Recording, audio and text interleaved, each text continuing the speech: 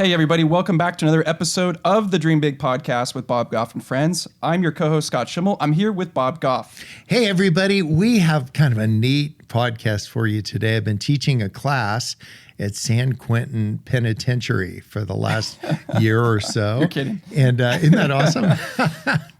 And we've been talking to some new friends there. There's quite a few men that come to this class that we teach, and I've actually missed speaking when I say I'm teaching it. I actually go to learn each time, and these men are men that I've come to respect deeply. And so I'm really looking forward to you having a chance to listen in, hear what they have to say. So let's just jump in and meet a couple new friends of mine.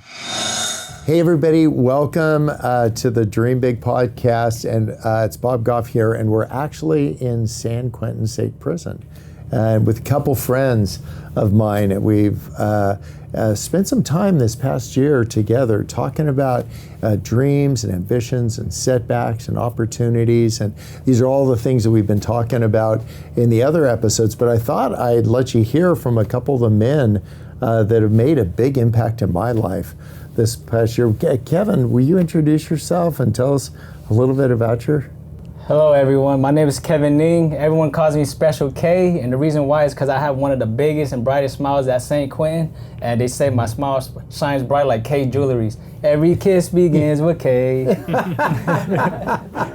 Come on. Vincent, who are you? Oh, my name is Vincent Turner Jr. I'm 27, married with 2 kids, and I'm just a father, man, just trying to make it better for my kids. Not just any old father. You want to be an awesome father to these. Yeah, we want to hear more about this during the podcast. We've talked about ambitions, and I know that's one of your big ones. And Brandon, tell us about you. Kevin forgot to mention that he's the only handsome Asian on the tour committee also. Yeah. Thank you, Brandon. That's love, that's joy. You see that? Goes without saying. Hello, everybody. My name is Brandon Terrell. I actually have a beautiful wife, Lacey, at home, and 3 kids, Kinsley, Caden, and Kane. Yes, I'm incarcerated, but I believe our families out there are doing the harder version of the time. For me, I'm just someone to be of service and help anybody any possible way I can.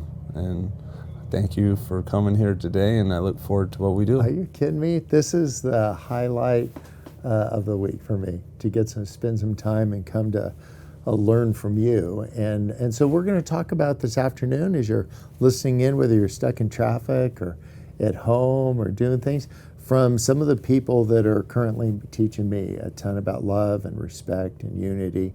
And so listen in as we talk about those things today. It's so good to think about this in terms of setbacks, because they happen to all of us. The people that are listening, they've experienced some setbacks.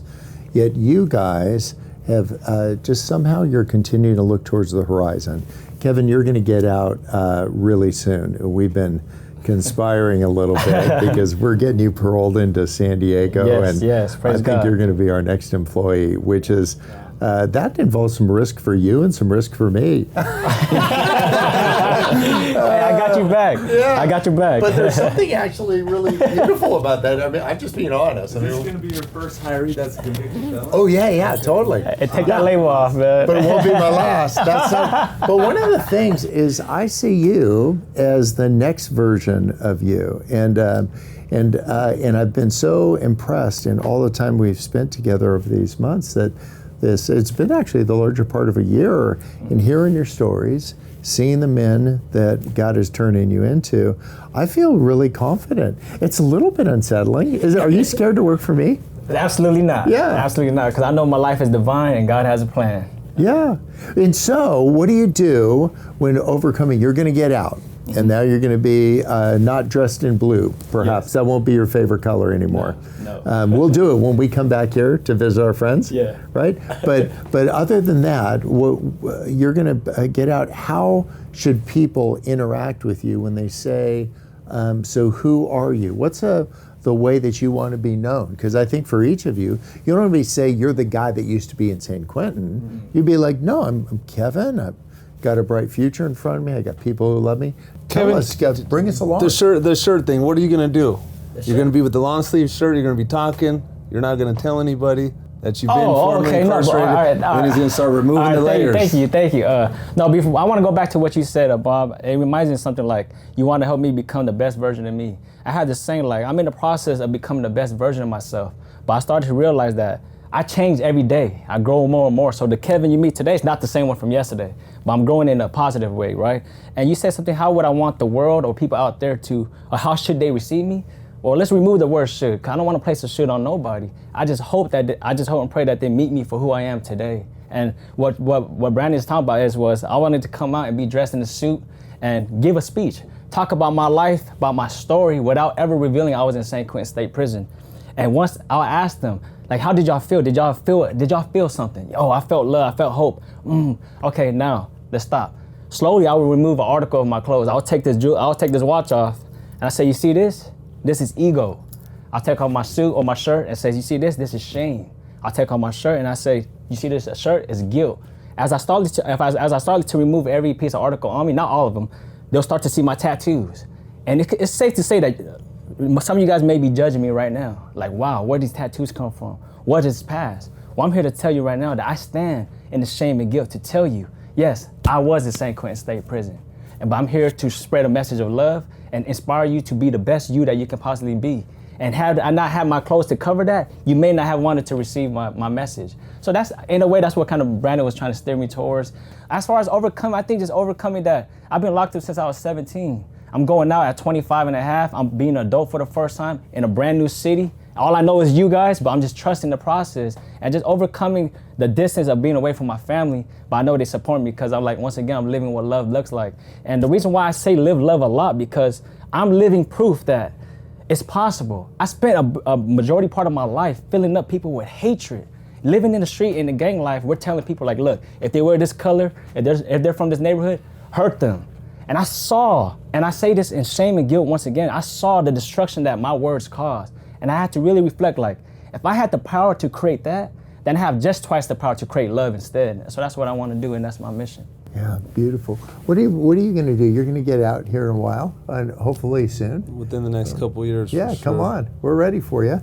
So how will you deal with your past, and how will you re-enter and embrace your future? Because I think you, as long as I've known you, you've been a guy that's been forward-looking. You see, you really believe this idea of being a new creation. Yeah, so for me, like I said, I'm gonna give back in any way possible, right? Miles came in here and he actually, he's the first person I remember, he's like, I'm gonna make sure you have my number. I wanna be the first person you call for work, right? I plan on opening up a rehab when I get out there, and so just in helping people live the best life possible and gain victory over their life while doing it through sobriety. Alcoholism and drug addiction is real out there.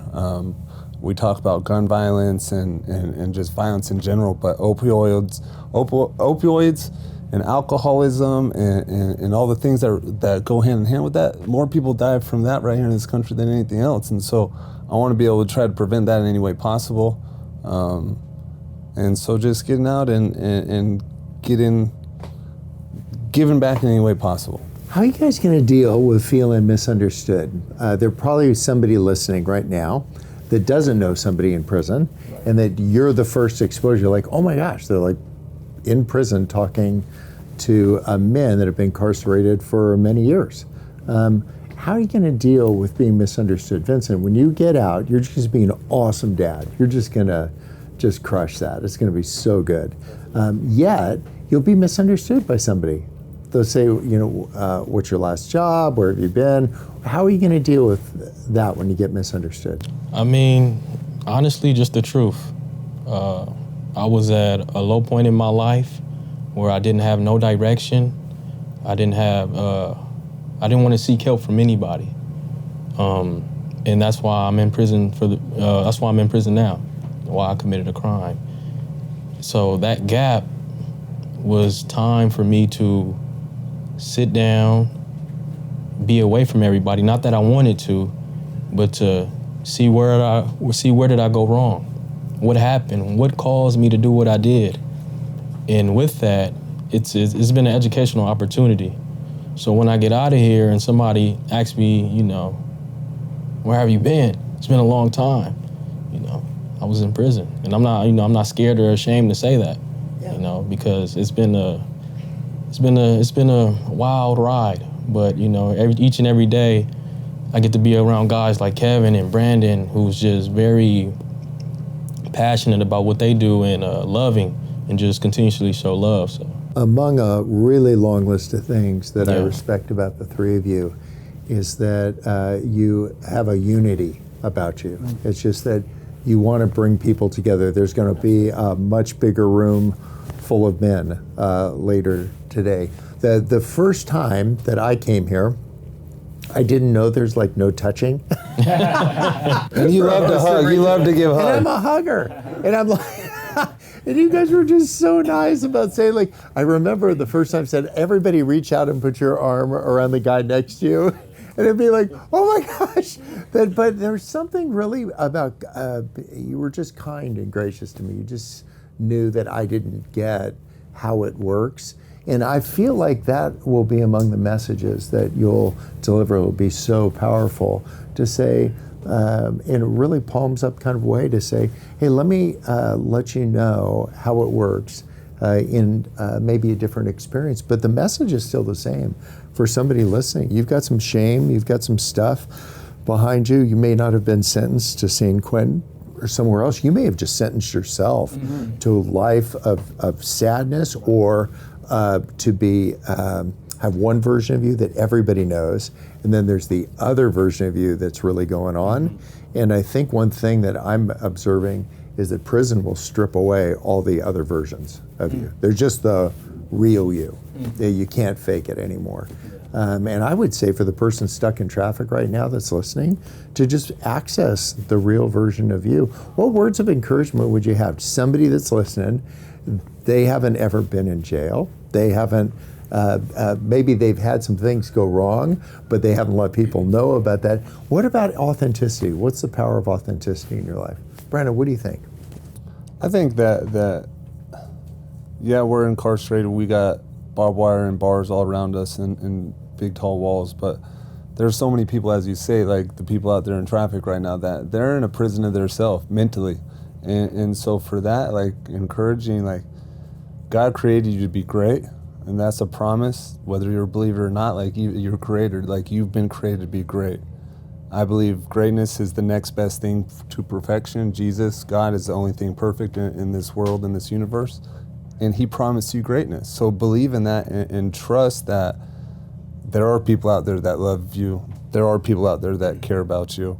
But you have to trust the process. The real you, the authentic version of you. Like you could roll that out and some people might not understand, but there's a lot of people that will embrace that. And don't be afraid to be the real you, because you're just gonna continue to carry on to these anxieties and these fears and these stressors.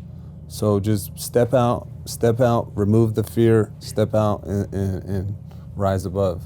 I want to hear from you next, Kevin, but I got to tell you, when Mike and I came the last time or a couple times ago, he got to the front gate and he realized that he had forgotten his identification.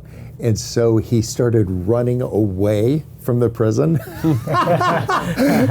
Turns out you can run towards a prison. You can not run away from a prison. Everybody's like, stop. Wow, that's true. Yeah. One of the things that, among the things that you have is just a tremendous amount of authenticity. Kevin, what words would you have to the person that's listening that has this two things going on in their life, the way that they're known and what's really going on? Wow, okay, great question. I think how I want to start, I want to say that authenticity equates with vulnerability. I believe through vulnerability is the strongest measurement of courage. And being vulnerable doesn't mean that you're crying and all of that. No, it's being able to say, I need help, or I'm hurting, I'm sad, I'm happy. Just share that, because people can relate. All humans have feelings and we're all capable of love. And we talk about authenticity. There's a program here that really fueled me to be the man I am today. It's called Roots, and Roots stands for Restoring Our Original True Selves.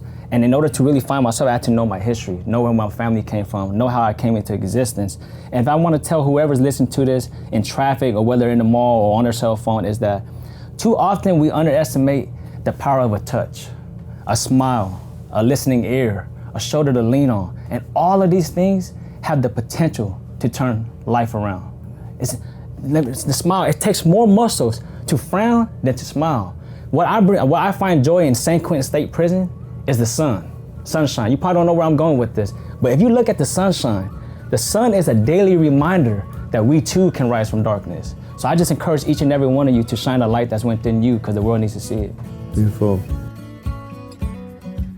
We want you to know about a really special 3-day event coming up in May 19th through 21st. You already know all about the Dream Big live workshops. Well, by popular demand, we're going back to Waco, Texas.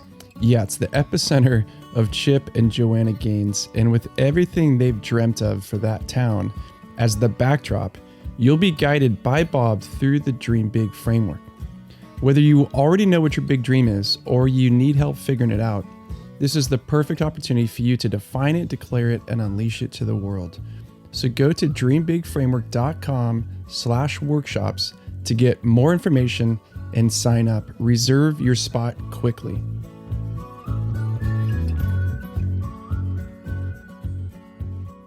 Vincent, Authenticity, what are you going to tell those two terrific kids of yours? Willpower and having the will to change. I come from poverty, and I've seen the rough of the rough, the bad of the bad.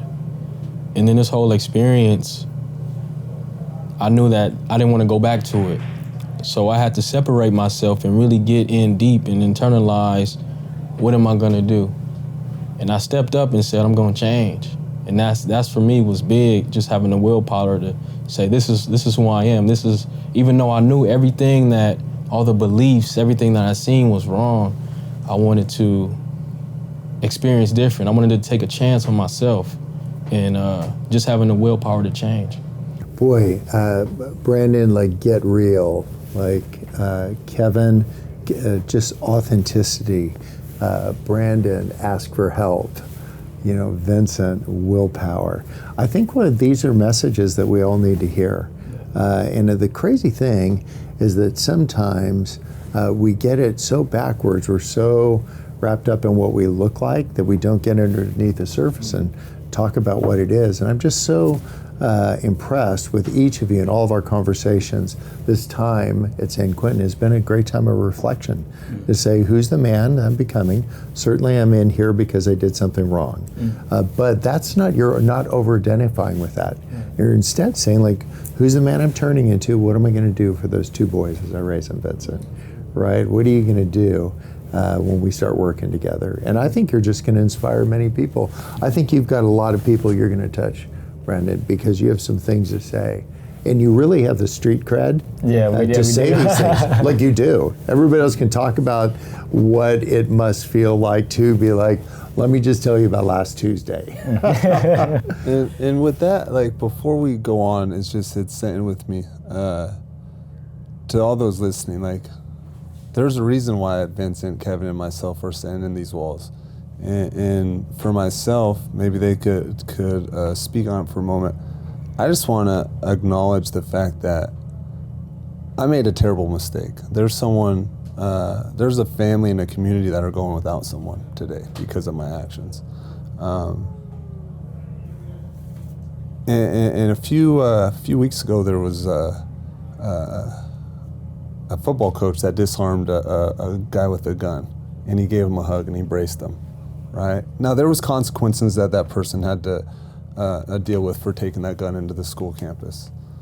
But that immediately after being disarmed, he was embraced with a hug, which is a touch of love, right? And so I just want to extend the love to Ryan's family and to all those out there that have been hurt in one way or another, right? And just, you know, we love you, and we can't go back on what we've done.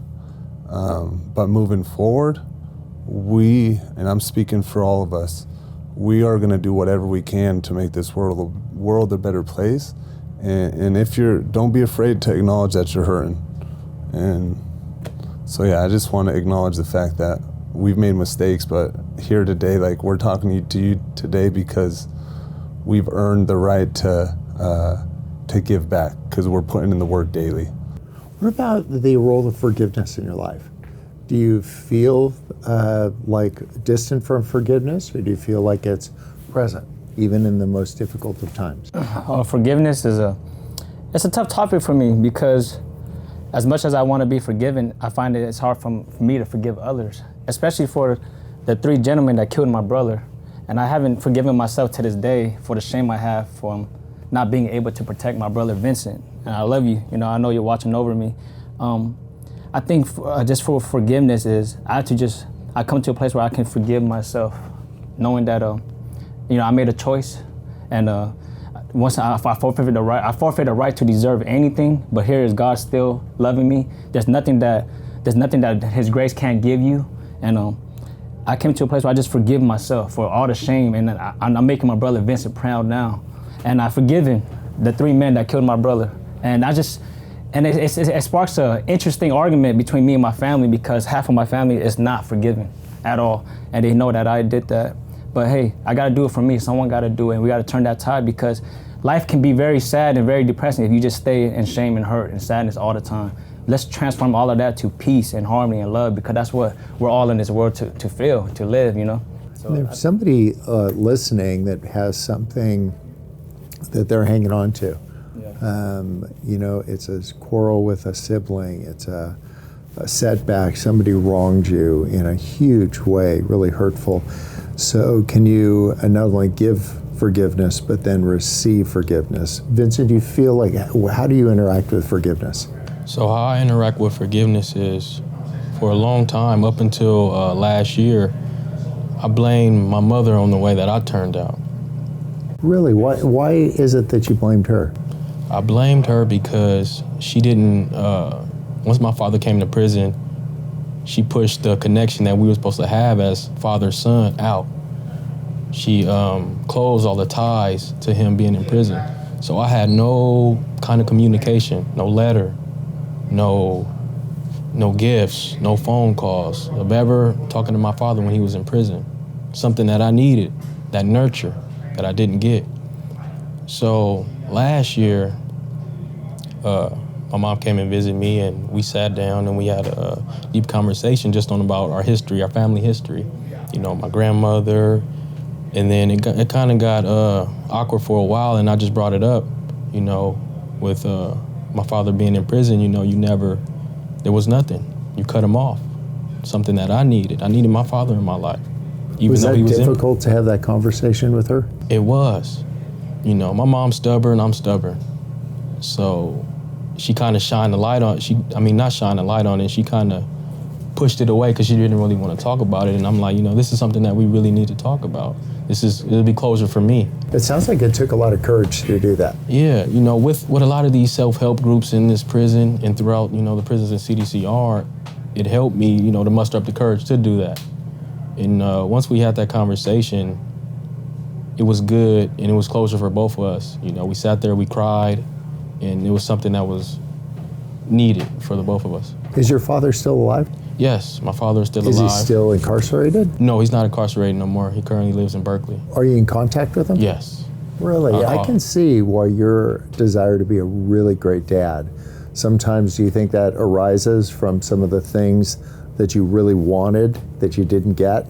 So if you're listening, you're stuck in traffic, sometimes you can prescribe yourself. You'll know this thing that you really wanted the most, and it wasn't provided to you. And so you said, I'm going to actually rise above this. I'm going to be that dad that I didn't have. Mm-hmm.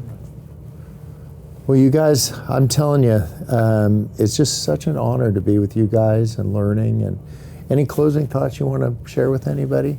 I've come here, I haven't ever taught you anything. I'm your student. Hopefully you teach us tonight something. Yeah, right? come on. Well, we meet, for those listening, we meet and we'll have a gathering of people. We'll do some of the Dream Big curriculum. We're going to be talking about limiting beliefs and what were some of the limiting beliefs that you were either raised around or talked into or just assumed along the way that you'd have to raise yourself without a dad. That it's all on you. And say wow, I think you've actually challenged that and said, no, actually, I get to be a beautiful reaction to that. I'm going to be an awesome dad to those two young boys. Absolutely. So any closing thoughts for anybody? I'm just so delighted to be with you guys. I got something to say. First of all, Bob, I never thought I would say this, but Bob Goff, I disagree with you. I believe you came here. I believe you came here and you taught us way more than I can put into words. And the biggest lesson I can take away is this. You taught us how to become love and give that love away. And that God doesn't just send us messages, he sends us people. And that's a big lesson that we always talk about when you're not here. So I just want to give you that credit. And if I could say something to all the people that's listening, I want to piggyback what Brandon said. Like, yes, we're in San Quentin State Prison. We're not a prisoner, we're a human being. And this is such a blessing, opportunity to have this podcast and speak and have this dialogue, because this is the kind of conversations that need to take place if we want to build a more peaceful and loving world. But we also made a choice to come here. So for whoever that has experienced hurt in their life, or you're a survivor of some crime, or you're a survivor of harm, on behalf of me, Brandon, and Vincent, and fellow men in blue that's doing the work, we want to say that we're sorry. To the survivors, to the warriors, to the conquerors, we want to let you know that whatever has happened to you, you are not to blame. You are worthy, you are capable of love, you are special, and you are loved, and we support you in your journey of healing. That's all I wanted to say. So good. That's why I keep coming back here to learn from you guys. Thank you, guys. Thanks for making the time to spend. This isn't a thing that you have to do. We've been talking on the phone for quite a while. I look forward to when my phone rings and caller ID comes up and it's a 415 area code, says San Rafael. I'm like, my people. Yeah. They got my back, street cred. Which is so good. And those phone calls, like sometimes we're like, Bob's a busy guy, are we gonna bother him? But you coming in here, and then when we do get, I think we're batting 500 right now with phone calls. You've missed about half of them, and you've picked up half of them. So we're batting 500. That's good average, right? That's not bad for being on a plane 3 times a day. No. But when we walk down that ramp, it's like, man, you bring us joy, and that's the one thing that I want to encourage. He touched on it, but I had a conversation with the wife a while back, and as tonight when I leave here, I'm going to go tell her and share everything that happened. And we have over 3,000 volunteers like yourself coming and saying, I don't think anything quite like you, right? But into San Quentin every year, right, annually. And they fill us up, right? They bring joy and hope, especially hope. And the average person out there, they don't experience that, right? You can walk through the grocery store, go throughout your whole day, and unless you're going to church on Sunday or to a group that you're really going to be filled up with, you don't get joy and and so for those people that are having a tough day, keep pushing forward. You're great, you're excellent, and we all love you. Beautiful. Well, you guys, we're signing off from San Quentin, and I hope you've enjoyed this time on the podcast. Are you a public speaker? If you are, then undoubtedly you want to improve your message and become more effective at getting your point across. Do you want to become a public speaker maybe, but you're not sure where to start? Well, over the years, so many people have been inspired by Bob's message and his style, and especially through the Dream Big framework and the live workshops we've done. They've asked him to share his lessons learned from his hundreds of speaking engagements, thousands of miles he's flown all over the country and the world to speak, and millions of people in the audience. So we put together the public speaking course. It's a learn-by-doing, step-by-step framework to help you find your message, refine it, and communicate it for the most impact. Next month on March 24th and 25th in San Diego, we're hosting a 2-day live event for public speakers led by me, Scott Schimmel, and special guest appearance by Bob. You're going to hone your craft, be equipped with a repeatable framework, get feedback you can trust, and make a plan for building a sustainable business as a public speaker. Learn more about the 2-day live event and register your spot today at dreambigframework.com. That's dreambigframework.com. I know for me, I learned a ton by having the conversations with people that they have life experiences completely different than mine. And these are some of them. What I've learned is not to just surround myself with people where their lives and life experience feels like mine, but men and women alike that have different life experiences. And so I hope there was something that you heard and that pinged you and that you will write down, and then just go engage that. Spend a little bit of time, say, how can I relate to that? And then know that there's a whole bunch of men and women that would love to hear from you in our jail systems, that they would just getting a note from you, having you visit, if that's within your bandwidth, would just make all the difference. And I'll tell you this, you will not be their teacher, you will be their student, and even better, you'll become their friend.